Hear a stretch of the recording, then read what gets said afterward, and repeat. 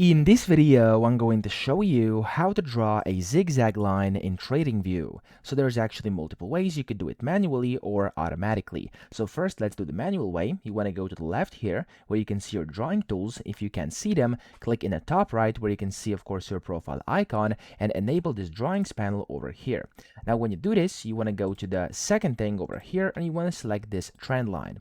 Now, whenever you do that, of course, you can go and just start wherever you want. So I'm just going to go with this over here. I'm just going to click on over here and I'm going to drag the zigzag line up towards here. Now, a quick tip here would be to actually, you can hold down like your control key, which is going to kind of make it magnetic. So if you hold down the control key, you're going to be able to go to the very top here and just click, and there we go. The first part is now done. And you can again select your trend line and then start from here like this. There we go. And you can hold the control key again, and then you can go to the second point where you want it like this. There we go. And that way you can basically go and draw the zigzag line. Okay, now that's the first way, but of course that's manual and it's going to take a bit of time. So if you want to make it easier for yourself, so if you want it to be automatic, you can use the indicators. So go to the top, click on indicators, and in here look for zigzag.